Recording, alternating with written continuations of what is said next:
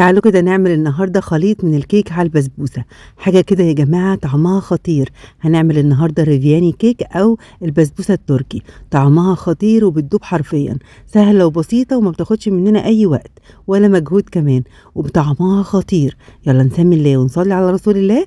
ندخل نشوف الطريقة. بسم الله الرحمن الرحيم. أول حاجة جهزت طبق غويط، وفي الطبق ده هنزل ب3 بيضات بدرجة حرارة المطبخ، هنزل عليهم كمان بنص كوباية من السكر، وكمان معلقة صغيرة كده من الفانيليا السايلة أو 2 باكت من الفانيليا الباودر. هقلبهم كويس جدا بالمضرب السلك أو ممكن المضرب الكهربائي لغاية كده ما اللون يفتح معايا والقوام يتقل. بنفضل نقلبهم كده، ما بياخدوش وقت خالص. أول ما القوام يفتحها كده بنزل على طول بنص كوباية من الزبادي أو علبتين من الزبادي. استخدمت الزبادي البلدي اللي حضراتكم شفتوه ده، بيدي طعم خطير جدا.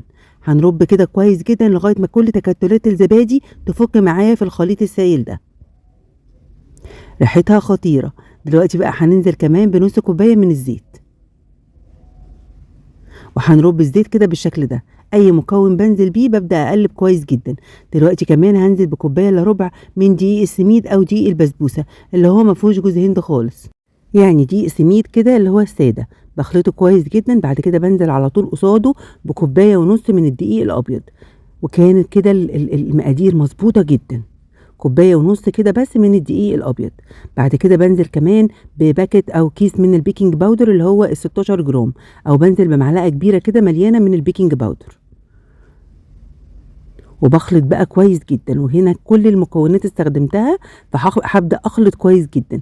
القوام بيطلع أتقل من قوام الكيك شوية. بصوا القوام تقيل كده، أتقل من قوام الكيك، ومش قادرة أوصف لكم ريحتها عاملة إزاي، حلوة جدا. جبت بقى قالب البايركس اللي هو الصينية الحجم الوسط، او ممكن تستخدمي صينية مقاس 24 او 26. دهنتها كده بالزبدة كويس جدا. بعد كده هبدأ انزل كده بكل المكونات بالشكل ده. هنزلها كده كويس كده بسباتيلا. طبعا في الوقت ده كنت مشغلة الفرن على درجة حرارة 180، بتدخل على طول الفرن ساخن. ما بتاخدش وقت معايا خالص، حوالي 15 او 20 دقيقة، وبتكون خدت لون دهبي حلو جدا.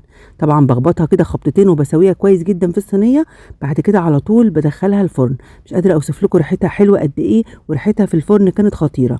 قبل ما ادخلها الفرن، طالما استخدمت صينية بايركس، اللي متابعني عارف ان انا على طول بحط الصينية البايركس دي على صينية ألمونيوم من اللي هي صينية من صواني البيتزا، علشان الصينية البايركس بتغمق اللون تحت شوية، يعني بيبقى القعر بتاع الكيكة كده بيكون غامق شوية.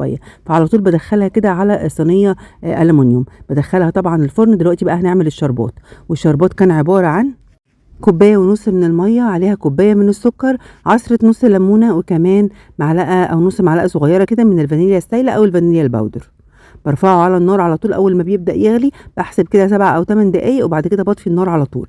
هنا كنت خرجت الكيكه بتاعتي او البسبوسه بتاعتي، كنت خرجتها على طول. ودلوقتي كمان كان الشربات جاهز معايا، بسيبهم يبردوا تماما بدرجه حراره المطبخ. بصوا بفضي الشربات كده في مج وبسيبه يبرد تماما كده لغايه ما اول ما يبرد. وكمان صينيه البسبوسه تكون بردت معايا، يعني مش بيبقى سخن ده سخن وده سخن زي العاده، لا بسيبه كده لغايه ما تبرد تماما. وبعد كده ببدأ اسقي بالشربات على طول. بصوا بتتشرب بالشربات على طول. طبعا في الطبيعي او الوصفه الاساسيه ان كان السكر الشربات اكتر من كده بكتير، والشربات كان اكتر من كده، بس انا كمان قللت الكميه. سقيتها بالشربات كويس جدا، وبعد كده هسيبها خالص تتشرب. وبعد كده هنبدأ نقطعها على طول اول ما تتشرب من الشربات. كان عندي بقى الفستق الكداب اللي احنا عملناه مع بعض، قلت ازين بيه كده، بيدي طعم وشكل حلو قوي.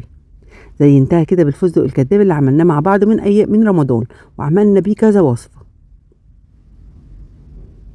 دلوقتي بقى هنبدأ نقطعها. بصوا هشة كده واسفنجية وخفيفة خالص، وطعمها يا جماعة يجنن، حلو قوي. الناس اللي بتحب الكيك اللي مسقي بالشربات هيحبوها جدا، لان بجد جميلة وخفيفة قوي. بصوا هنا انا كنت عايزة اطلع قطعتين مع بعض، فدلوقتي طلعت كده قطعة، ودلوقتي هنطلع القطعة التانية مع بعض. خطيرة يا جماعة. بصوا هشة ومرتفعة ازاي، وجميلة جدا، اسفنجية كده، وطعمها حلو قوي، وسهلة وبسيطة وناجحة، وهتنجح مع اي حد يعملها. بصوا كمان لونها خطير ازاي. ده كمان نتيجة عشان احنا بنحط صينية ألمونيوم تحت الصينية البايركس. خطيرة يا جماعة، بصوا حلوة ازاي. اتمنى النهارده يكون الوصفة والفيديو عجبكم واستفدتوا منه. ما تنسوش يا حبايبي لايك كتير للفيديو عشان الفيديو يوصل لاكبر عدد، تعليق حلو منكم، تعليقكم بيفرحني جدا، وشير كمان كتير للاصدقاء عشان الكل يشوف الوصفة الجميلة دي وينفذها. اترككم في رعاية الله، والسلام عليكم ورحمة الله وبركاته.